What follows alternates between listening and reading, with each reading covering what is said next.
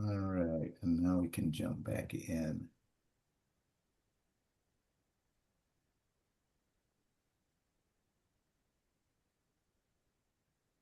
Okay,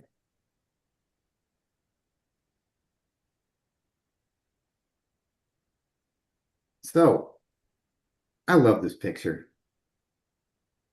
This is a guy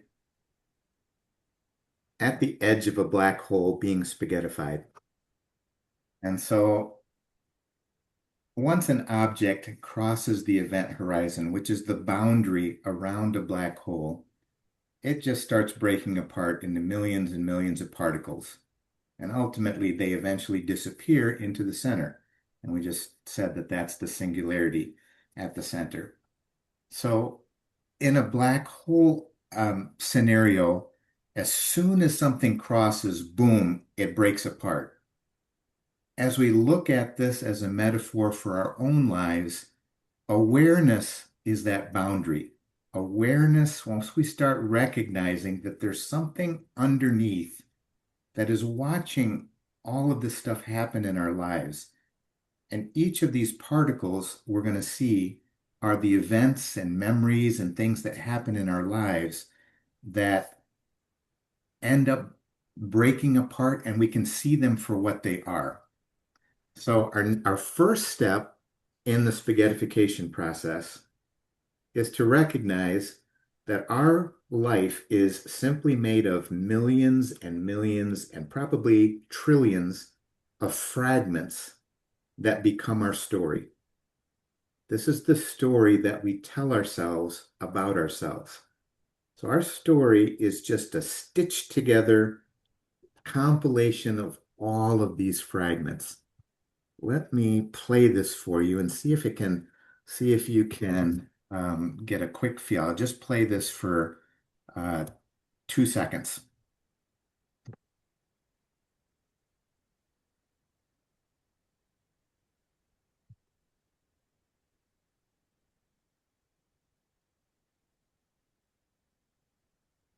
All right, what did you see?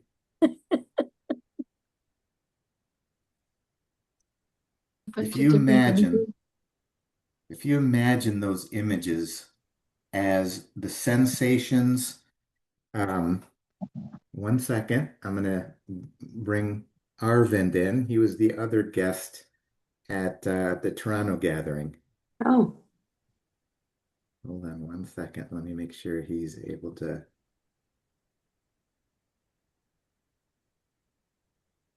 Aravind,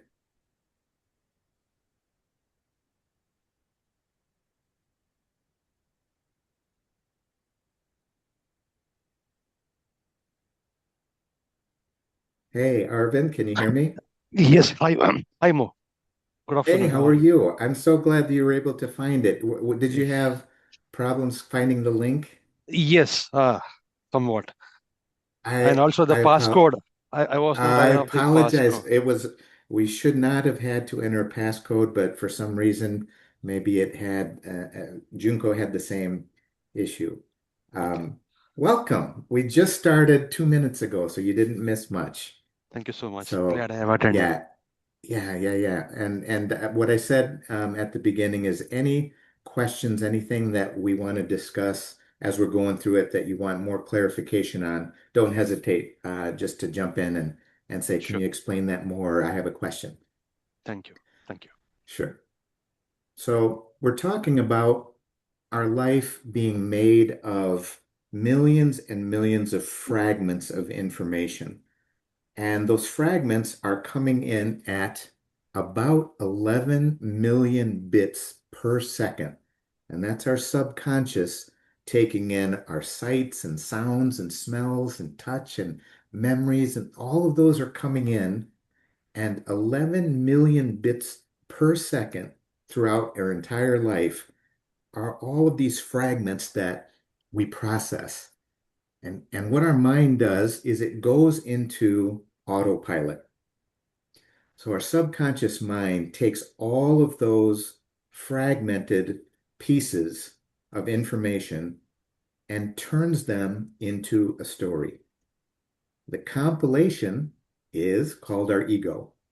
This is the sum of our learned experiences that Michael Singer talks about all the time. And so if you think about these, 11 million bits per second times however old we are in life, imagine how many of those fragments we have stitched together into a story, and that is essentially the way that we see ourselves. So our mind projects all of these fragments into a linear story about ourselves. And here's what psychologists and neuroscientists have told us. The negative events, the negative parts and fragments of our life carry anywhere from 8 to 12 times more weight than the positive experiences. And so they have more gravity. They contain more influence in the way that our mind stitches our story together. This is why, this maybe we've had a compliment given to us yesterday, but we forget the compliment and we remember something bad that someone said 5 months ago. Why is that? Well, there's a part of our brain that was wired for survival.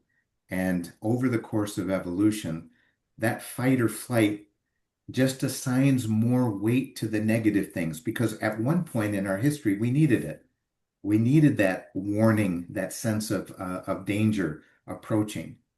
But there's a part of our brain that retains that. And so it just assigns so much more weight to the negative events and pieces of our story than the positive.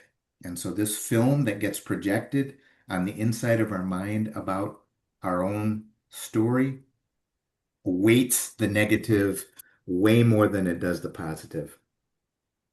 And what happens then? So as we look at this idea of the black hole and the event horizon around a black hole, awareness is that boundary when we start recognizing, well, that story that we tell ourselves isn't real. It's an illusion.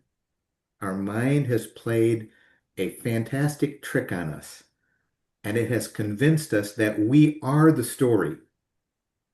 And so here's the loop. Awareness is that point where the automatic story, the one that's playing on autopilot, just starts to lose its grip, just to noticing. And we move from being the story itself, from being the story, to observing the frames within the story.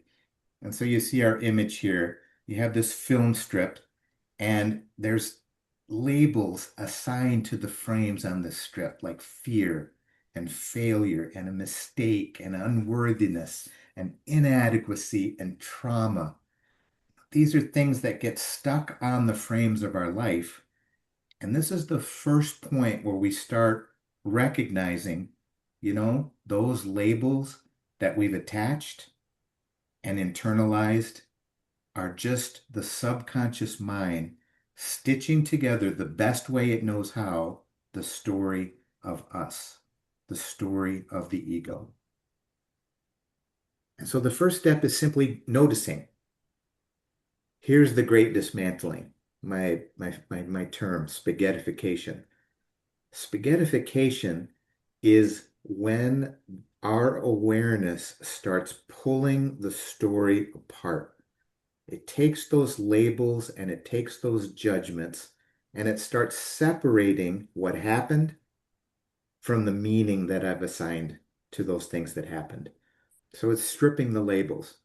We start by gently observing our memories without judgment and without labels. And I recognize how easy that is to say, um, and so much harder to do when things that have really been painful have happened in our lives.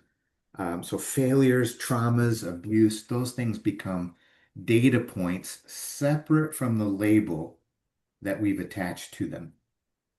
And as we get closer to the center, as the gravity of the center of that black hole, our heart gravity, as those things start coming closer to our heart, the weight that we've assigned to them starts easing.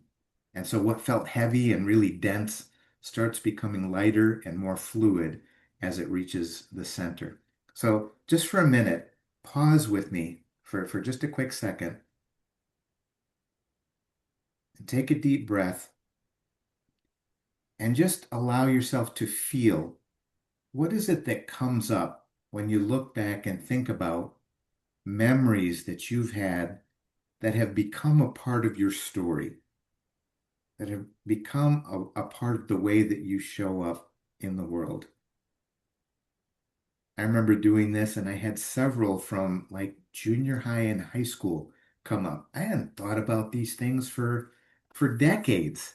And as I was just reflecting, I recognized some of those memories about things people, hurtful things that people said really got in me and became a part of the story I was telling myself. I thought, man, I don't even remember that barely. It came up after decades later. And so really what we're doing is simply recognizing that our mind stitches all these things together subconsciously in ways that make it difficult to go in and separate what happened from the meaning we assigned to what happened. Because that's where all the stuff of the ego dismantling needs to happen. It's the meaning that we've attached to it. Finally, we enter the singularity. So all of these fragmented memories, all of these things from the point of witness consciousness, or when we start becoming aware of how our mind is creating this story, this smooth film strip.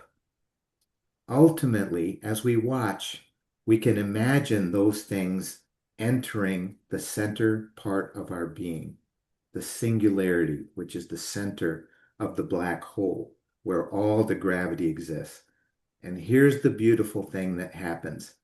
If you can surrender, Michael Singer's The Surrender Experiment, if you can surrender all of those fragments in your life to the gravity at the center of your being and allow them all to be pulled in, the weight of all of the things that have happened gets sort of dunked, immersed into this point of infinite density where only peace, love, and joy exist.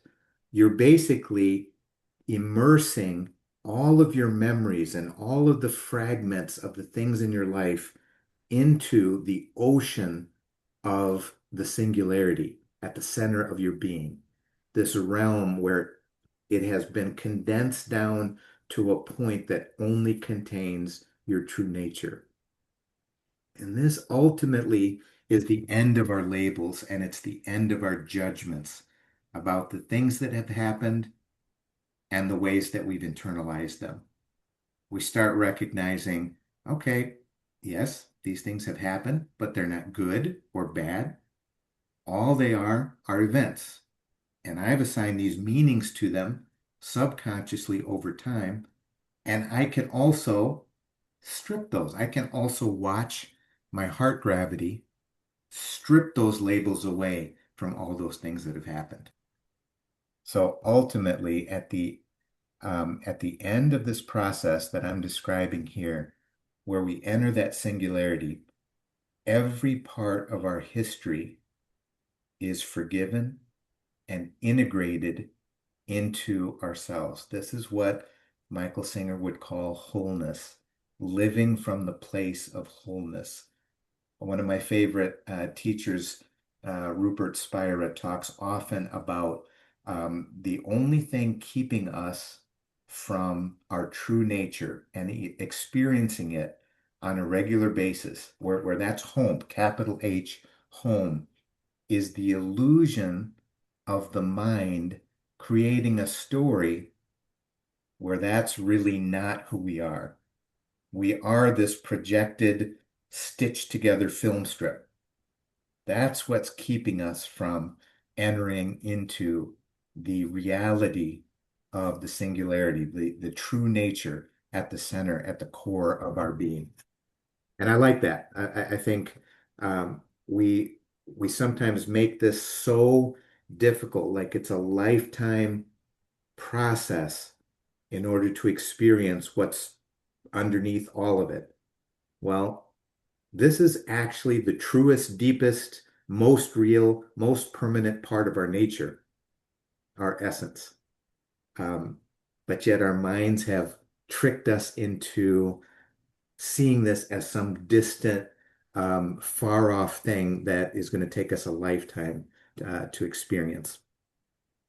And so here's our pause for today. I'd like us to together just um, take a few minutes and recall something from your past, a memory. It could be recent, could be 10 years ago, could be a long time ago, that has become a part of the story you've believed about yourself. So I just want to take 30 seconds, have us close our eyes and just see what comes up here. A memory that comes up, something that has shaped our story.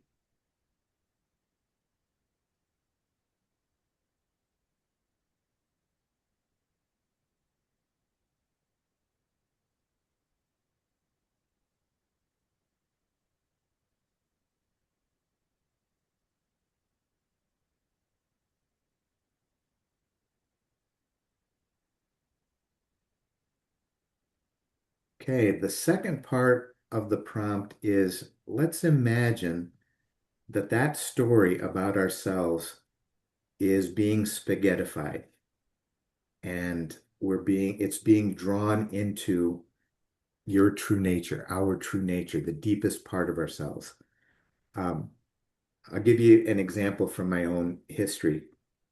I remember in uh, elementary school, junior high, I would go with my dad to play tennis, and he would bring me along. He had friends that he played with, and I didn't think anything of this at the time. But when he would play, I would be off playing on my own, and he would have friends that he played with. And I remember always longing for dad to just take me by myself to play. But I was always kind of the tag along, the one that he would bring just to, so he wouldn't have to leave me alone at home. And so the story that that turned into was I've always got to strive to get my dad's approval. And it is unbelievable how much influence that story had as I grew up and I left home and left college and struck off on my own, how much I still longed for dad's approval. Why? Because I felt like I was inadequate on my own at a young age to get his approval and his, saying, I'm proud of you. And so, a little thing, right? This was not a major abuse or trauma. It was simply feeling dismissed. And that became a part of my story. So I would love for us for a minute here to pause. I'm going to bring us back.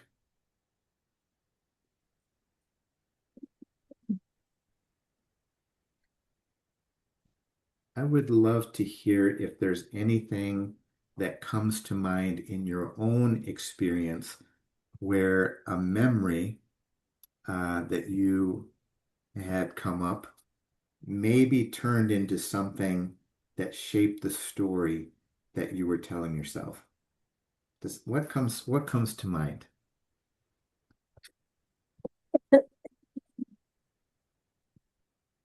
I can go ahead. Yeah, go ahead, Jill. Thank Yeah, you. and this is a long-term one for me. Yeah, yeah. um, Most of my teachers and a lot of my family members, thinking was the God. If you were a good thinker and you were good at abstract ideas, um, you were you were there. I didn't get any of that. I was more oriented more towards feeling, what things feel like. And so there was really a disconnect for me all through my education. Um, and it resulted in my growing up just feeling um, less than everybody else. So through this whole process that we're learning about now, I became more and more aware of what the story was that I told myself. The more aware I became, I really understood that there was something much deeper pulling in my being to look at that, to discard it, to know that it wasn't real, it wasn't true.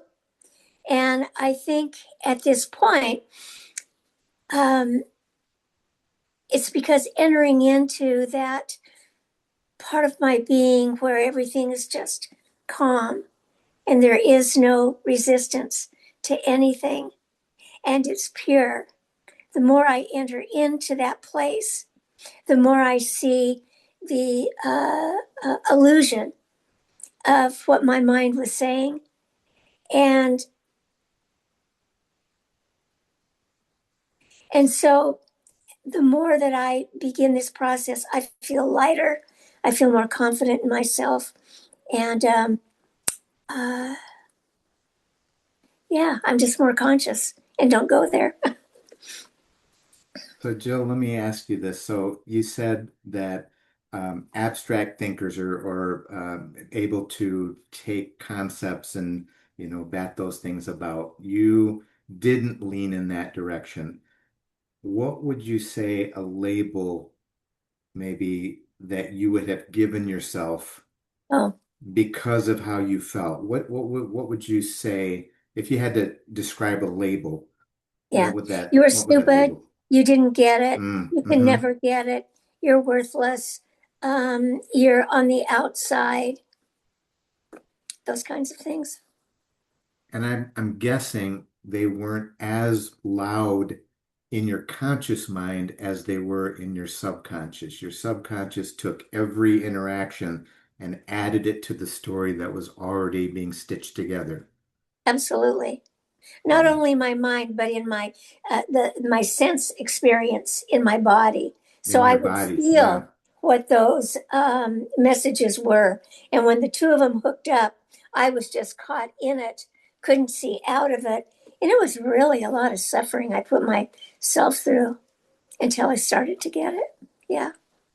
So, from your perspective, how would you describe spaghettification when it comes to those labels Uh, that that got put on those interactions or the things yeah. that your family said and did. Yeah. Yeah. How would you describe that process of spaghettification? Yeah. Um, well, all of the labels, when I began to shine the awareness on it and really see what they were, they began to pull apart. They began to subside, Hmm. and the more they subsided, the more and pulling into this deeper part of myself because awareness was really the key.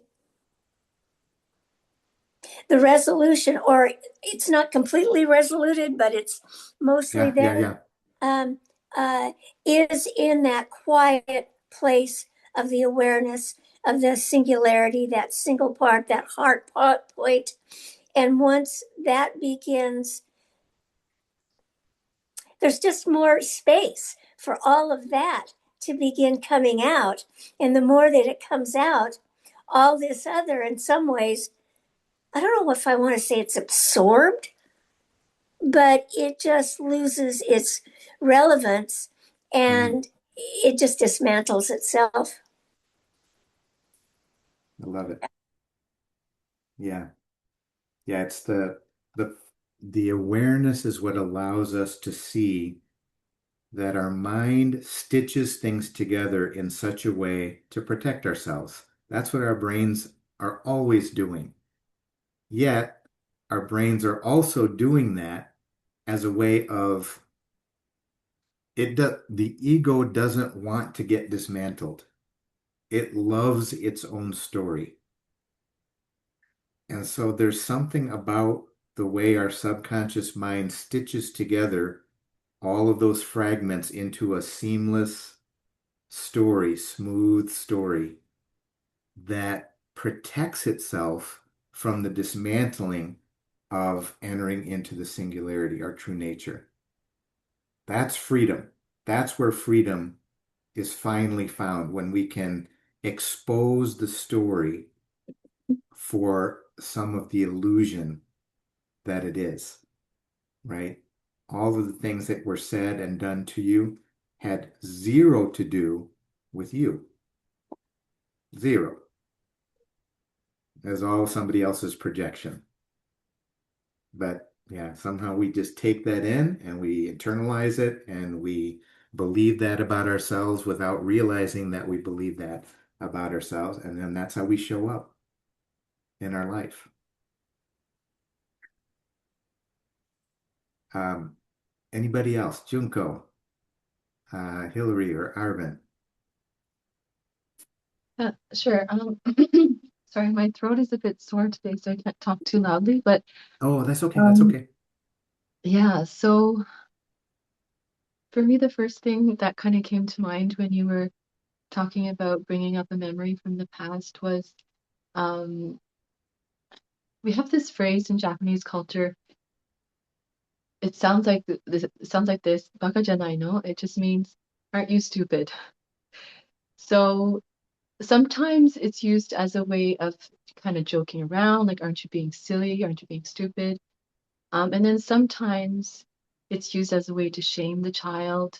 If they did something, if they made a mistake, they might say that phrase in Japanese, "Aren't you stupid?" So that was kind of the phrase that came up for me. Because for when I was growing up, my mom often would use that phrase or other similar phrases.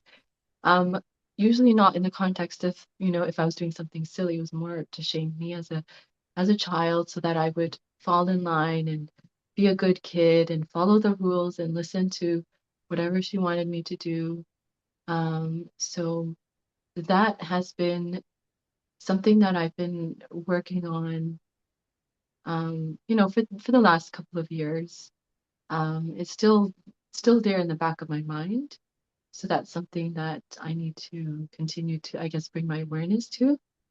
But hearing Jill's story about how she was able to kind of dismantle that from her life, that was really encouraging. So thank you, Jill, for sharing that.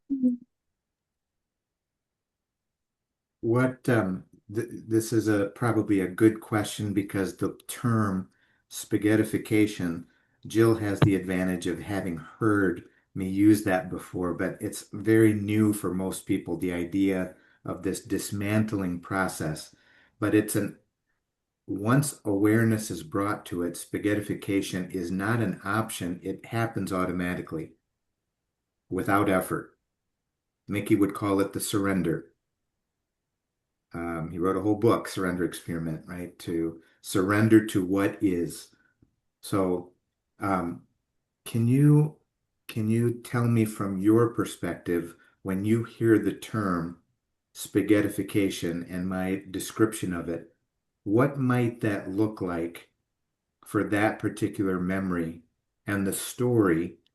I'm guessing that you turned into someone who followed the rules, did all the right things, wants to make sure everyone around you is doing well, that your kids and your husband are doing well, right? So that probably is now the story that you've told yourself for a good long time. I'm the same.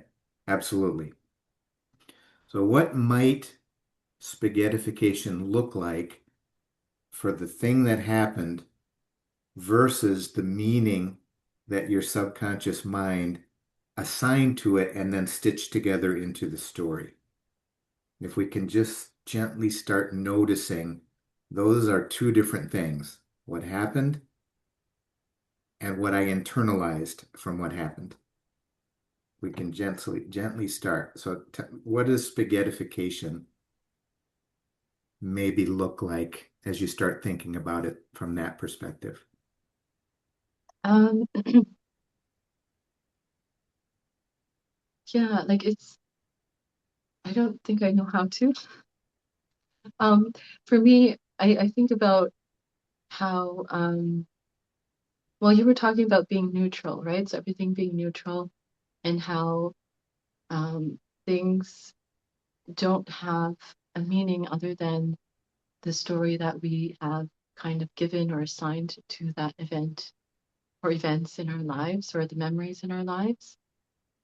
So technically, from my mom's standpoint, she was probably just projecting her inner stuff and kind of spewing it out to us kids, because that's what made her feel better, that she was able to be in control. But that had less to do with my worthiness and more to do with her wanting to feel in control and wanting to feel like she was being a good mother by controlling her kids. Um, yeah. I hope that you heard yourself say that because it was beautiful. Oh, You just recognize something so crucial to our family of origin stories. Oftentimes, and that's the most influence that we've had in our growing up years. Our parents and our family and relatives, um, they're doing the best that they know how with what they have, the tools that they have. And so all of those projections had zero to do with Junko and had everything to do with mom. I see that as the first separation of the Mhm. spaghettification. And as you stay with it, I'm confident that you'll see more than just a description that you heard on a Zoom. You'll feel your heart taking all of those fragments of things that have happened and sort of immersing them in what's true about you, absent all of the judgments and absent all of the labels. is that through awareness that I bring about that spaghettification? So, awareness, you've already started noticing that these are not your things, these are your mom's desire for control. But at a young age, you just took that in. Of course, you took it in. We all take that in. Mama knows best, dad knows best. They're older, they have life experience that of course they're telling the truth. So you've already noticed and you already are bringing awareness to it. Just like for that one thing, spaghettification does that for all of the things that got piled on to that memory over the course of time, especially ages 3 to 8. That's when we really form that first self-image. So, time in quiet, walking in the woods, listening to music, and just sitting back and allowing yourself to notice the real you is watching the self-imposed story of you from a place of peace. Does that make sense? Yeah, it does. Thank you. The more you watch that, the more you see the illusion that your mind has created about that story, and you can watch it from a different place. If I was Jill, I would be down 200 feet below the surface of the ocean in a scuba suit, recognizing the waves at the surface, all of the memories and all of those things. But she's down there. Those are all true. They're all present, but they're not affecting me with any label or judgment because I'm 200 feet down in a place of peace. Thank you. That Yeah. makes sense. Mm.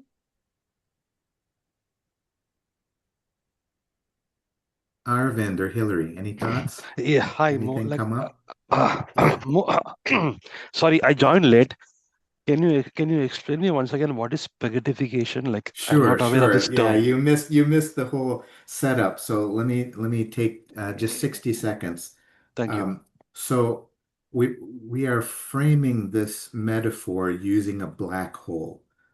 So a black hole happens when a supermassive star, sometimes millions, billions of times the size and mass of our sun, when it reaches the end of its life, the fuel runs out and the gravity takes over and it implodes on itself. And so at the center of that black hole is what we call the singularity. It's the infinitesimally small point that contains all of the mass that was previously in place as a star, but all that mass is now contained in a single point. Now, the boundary around that point has such gravity attached to it that that point of no return, as soon as something crosses that gravity, the point of no return, it starts to spaghettify, which means it starts to break apart into millions and millions of pieces. And eventually, all of that enters into the singularity. It just falls into that center point. The metaphor that we used is all of those fragments are like the fragments of our lives, the memories of the events and things that have happened to us over the course of our life. And Okay. our mind stitches all of those things together into a story. Spaghettification then is the dismantling of the ego story so that we can integrate them into our true nature from a place of peace. We're sort of taking all the fragmented parts of our story and allowing our heart to collect all of those without judgment, without label, in from a new perspective into our true nature. Michael Singer would call that your true self or the seed of self, capital S self. Yes. Does that make sense? Yes. Makes sense. Okay. Okay. So what we're trying to do is just identify maybe one Mhm. or two related memories that have come up in our own lives that shaped the way that we saw ourselves, the way that we created a story about ourselves. So I wondered if there was anything like that that you can remember that maybe turned into a story that your ego told you about yourself.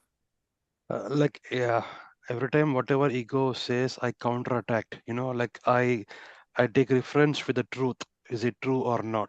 So at the same time, I can dismantling everything, whatever lies it says.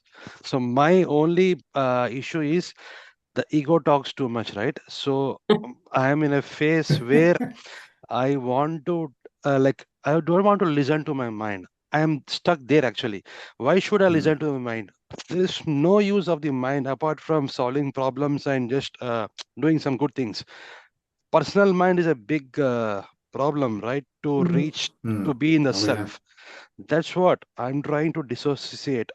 Michael Singer every time says, "Don't listen to your mind." So I'm in a practice of not listening to the mind. Oh, What that's does what that I. look like?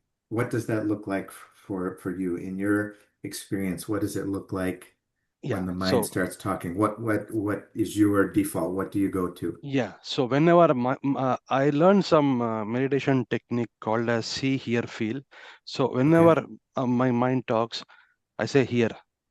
I am not that. My mind is talking. So I'm creating a separation between my mind and me, that Mhm. which I am really. So when my when the feeling comes, I say feel. That means I am not the feeling. I am Hmm. the one who is Hmm. watching the feeling.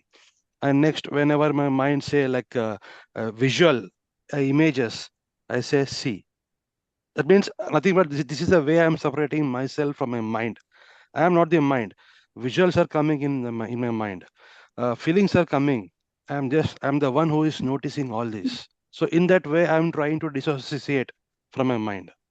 Excellent. Excellent. That's what I'm doing every time.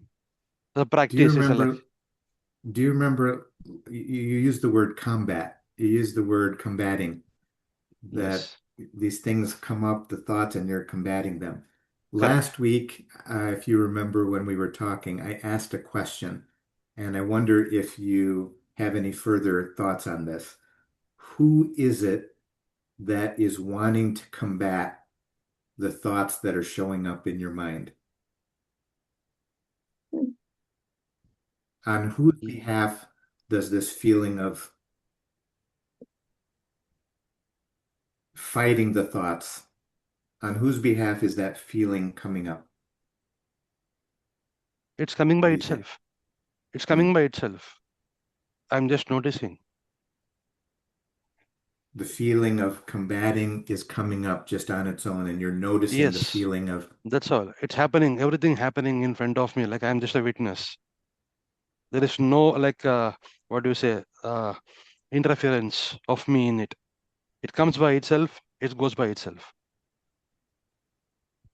I think you are demonstrating the idea of spaghettification in the separation of what your thoughts and feelings are from the you that is witnessing these as they come Yes. up. Yes. So, as awareness, we cross that boundary of awareness, we start recognizing these things, these fragments, all the thoughts and feelings tied to things that have happened in our lives. We're able to start separating that from the story that we tell ourselves. And that's only possible from what you just described of noticing, witnessing it without identifying with it. Yeah, it's a lifetime process. Correct. Yeah. Yeah. Excellent. Thank you. Thank you for sharing.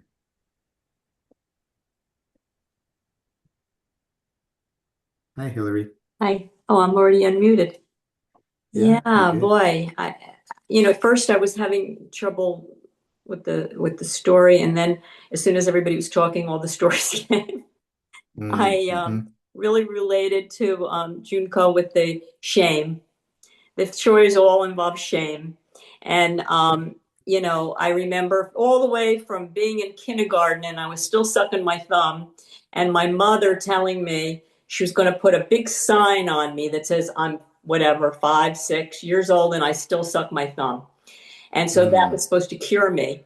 But I just went undercover. I would just sneak it. Right. But there was always that, awareness of the terror of that shame. And the second story, which is also, in my family, you know, there was always like hysteria. Everybody was hysterical, and so I always felt like they're just kind of watching all this hysteria. But when something happened, it felt like there really was nowhere to get comfort. My thumb was probably the comfort I Mm. was seeking. Mm-hmm. There's nowhere to get any comfort there because they were all needing so much. And so I just, another incident, I remember being really angry. My older sister did something, and I remember getting really angry and like yelling and screaming and I remember looking over at my father, who was looking at me like I was a monster, never talking to me about my emotions, but just like you could tell that they weren't okay and you're not okay. And so I think there was a lot of hiding, throughout my life, just hiding, what was there. And as was just said by um who, I'm sorry, the name, Aravind? Arvind? Arden, Arvind. what was Mm-hmm. just said about, that space, that being able to have found that space. Because all my life I thought I was my thoughts. I thought that was me talking, and that's my thoughts, and that's who I am. And so and especially it's such a big trick that it's in our voice. Yes. So It's anyway, talk about big trick. dastardly. Such a Dastardly. dastardly trick. So anyway, I find myself a lot of times I'm already like there, like thoughts talking to thoughts, but not aware of it, and then becoming aware of it, and then that space that was discussed, creating to be aware. I am not that. I'm finding it easier to just, rather than what I am, to just be aware of what I'm not. And I'm not that voice. I'm not that thinking. I'm not the thinker. It's just happening. And the more I can be aware, the more I can, create that distance. And then I was just going to say that I recall a time when I felt like I was going into a real bad black hole, where I was terrified about, I don't know, I was feeling something and it was building. And I remember just comforting myself and just letting myself know it's energy, it's not going to kill me, whatever's there can be there, can come up, I just remember that freedom of in that moment of it's and realizing that the only thing that I was terrified of was fear. I was Mm. afraid that the fear would just destroy Yeah, me. yeah, Yeah, yeah, yeah, that yeah. was it. Yeah. I mean, we said dastardly, the mind does such a number to persuade us that we are this story. And ultimately the idea of a small, solitary, separate self is the one that desperately needs to protect itself.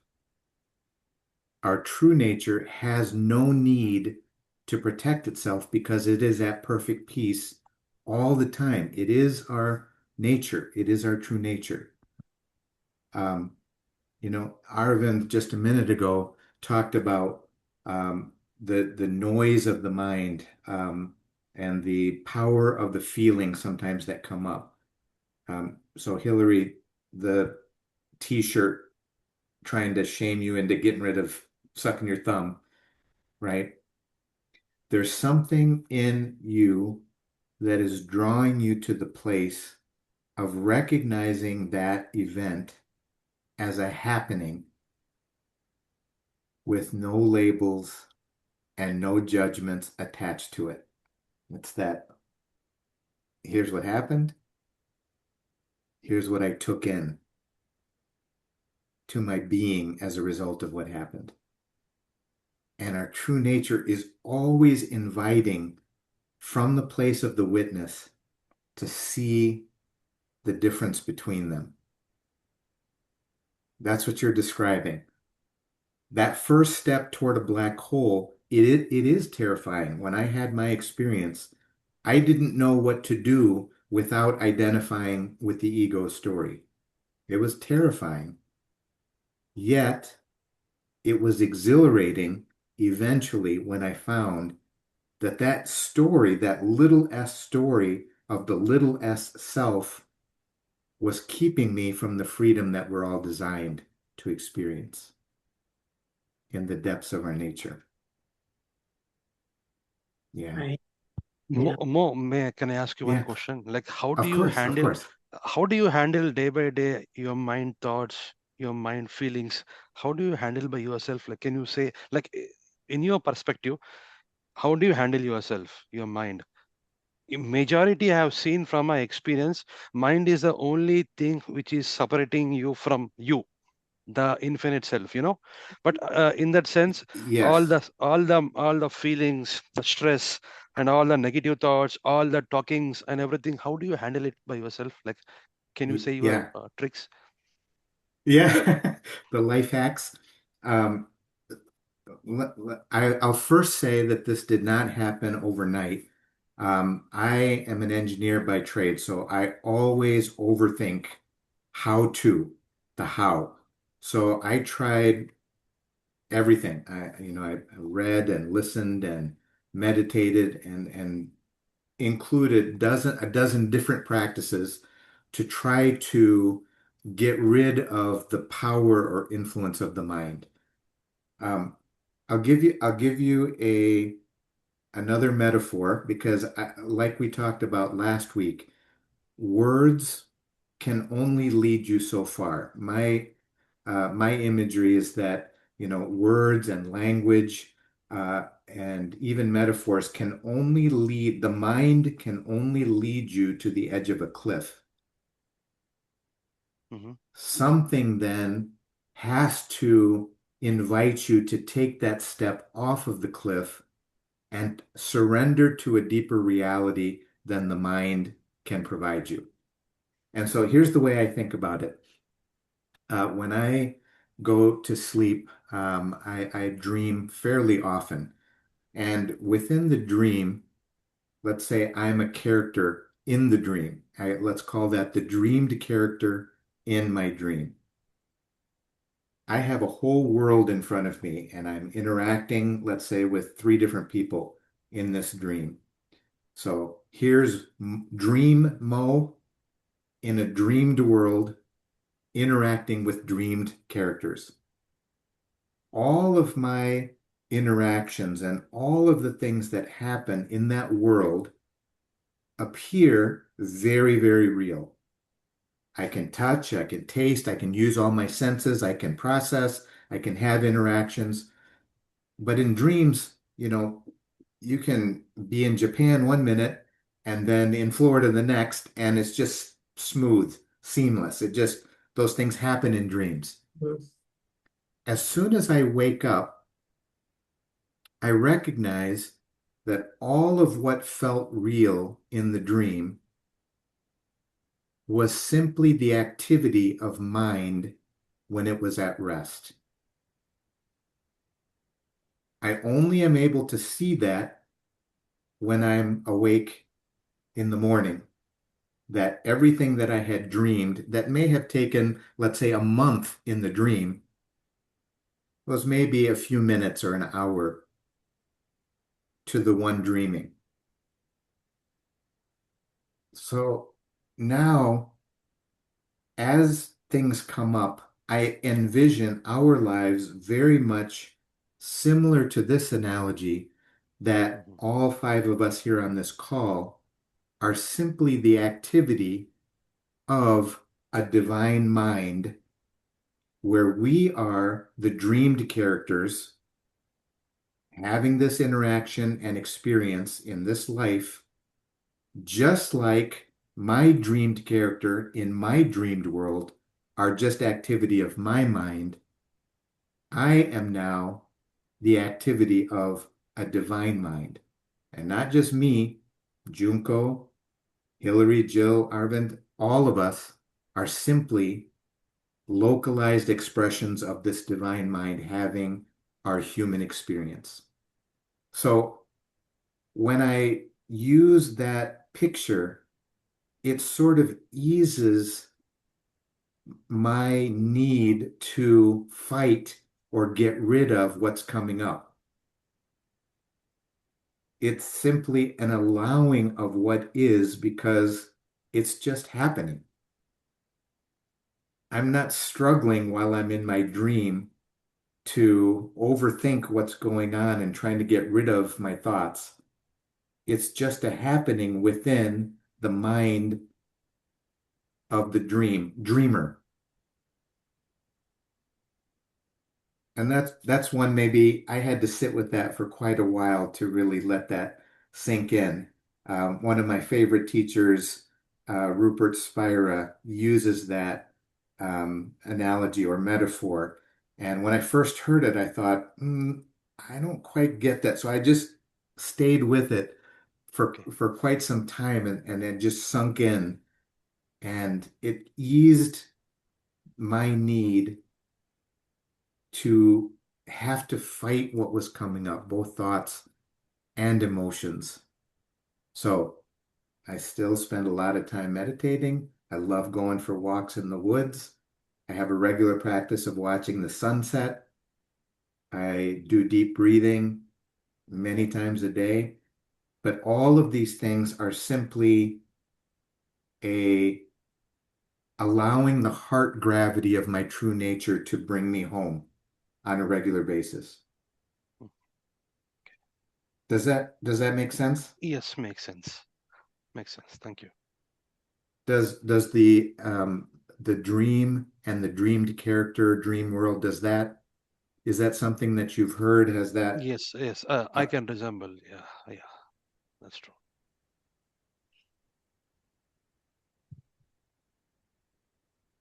what else? Any other questions or feedback, comments on this But whole idea of this is an infinite journey, right? I mean, like there is no end for this until you totally dissociate from your mind.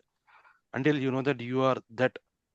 Until that, you need to I mean, like, it's a game of like subtle. We can't even explain. That's Yes. what.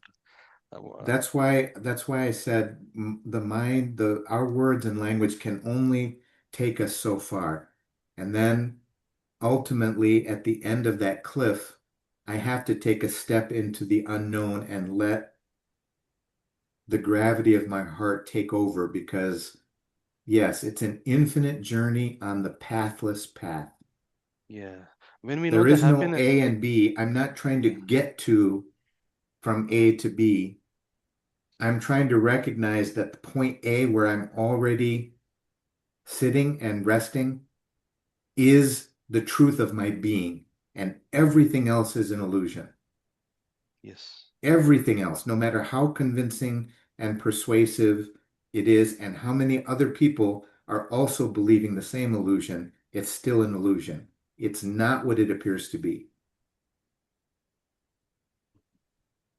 Right? What's an illusion? An illusion um, Were you is saying that not reality is an unreal. illusion? An illusion is not something that's unreal. An illusion is simply something that appears to be something that it's not. It Hmm. appears to be this, but it's actually that. That's an illusion. But what was your last comment? You said it's all an illusion. What? Yeah, The that's sorry, yeah, mind, That's where I missed the the story story. that our mind tells us about ourselves Is an illusion. and all of the thoughts and emotions that contribute to that story is the most convincing illusion that has ever been created. But no matter how many people buy into it and how much we believe it ourselves, doesn't change the fact that it's still an illusion and that there's a truer, deeper reality that lies underneath it and transcends that illusion. And our work is to identify and experience that reality of consciousness so that it becomes easier and easier to identify the illusions as they come up. They become less and less persuasive. They become less and less a need for us to fight them, to ward them off, they quiet over time. They become less persuasive over time. And And that's just what happens when we surrender, when we start the process of letting spaghettification do its work on the story that we've told ourselves. Go ahead, Joe. yeah, so in Mickey talk, all of the illusions are really, he's talking about our samskaras. Yes. Yeah. And We'll call them filters, call them samskaras, the energy that is trapped because of things we haven't allowed to come up and out. right, right. And the more we are aware of that and begin feeling that inner pull, which is gravity from what you're talking about, that's what Yep. keeps pulling us in, pulling us in, pulling us in for the purification through the heart. Yes. Once we start Yeah. recognizing that all of the fragmented parts of our lives have nothing really attached to them, they're free to sort of come up and out because what's grounding us is the true part of us. Capital S, self. All of these other things we can release.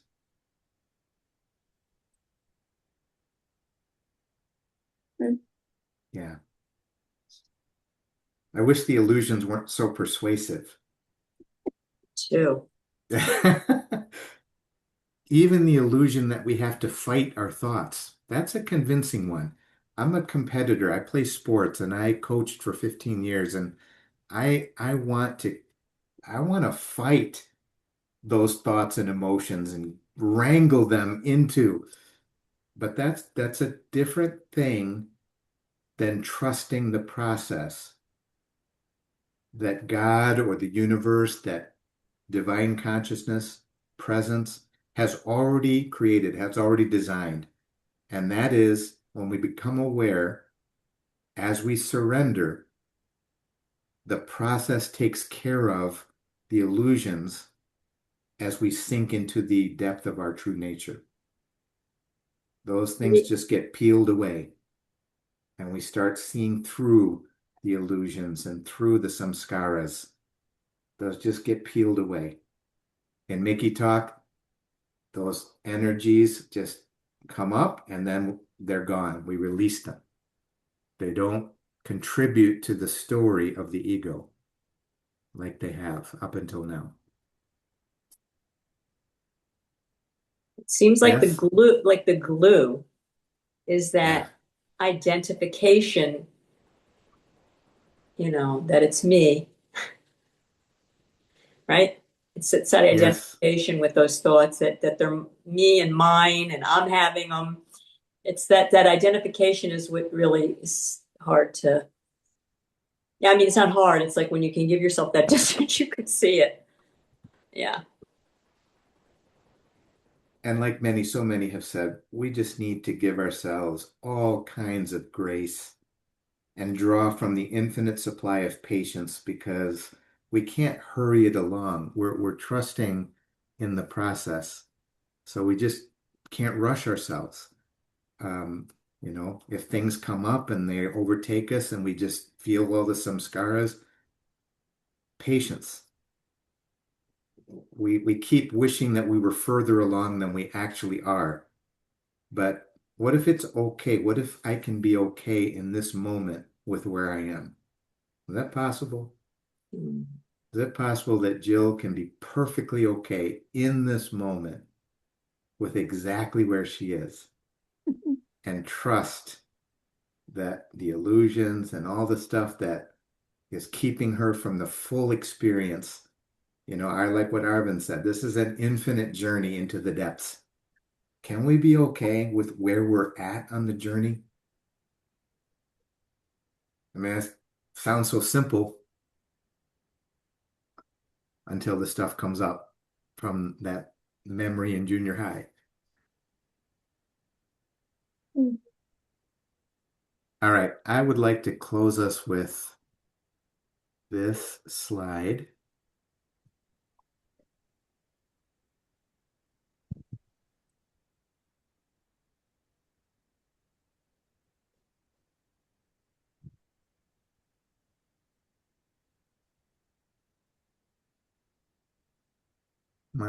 One of my favorite words. Um, and so I would just like us, if you wouldn't mind, I'd like us to read this together. And as we read them, um, slowly and meaningfully, let's share this energy and this love with each other on the call as sort of a seed that we're planting for more spaghettification, natural, organic spaghettification, so that we can rest more fully in our true nature. Okay? So I'll read, and if you wouldn't mind, just read along with me with your hands in Namaste position. All right. Namaste. The divine light in me honors the divine light in you. I honor the place in you where the entire universe dwells. I bow to the place in you that is love, light, and joy. When you and I bow to our true nature, we are one. My soul recognizes your soul. We are the same. We are one. I am. There is so much depth in this, so much depth in this sentences. Aravind, like you said, I think there is no end to how far down these words can draw us. Correct. If we let them. Correct. Right? They're not just kind of simple words to read and be done. They're inviting us to experience something deeper, uh, more true than this moment.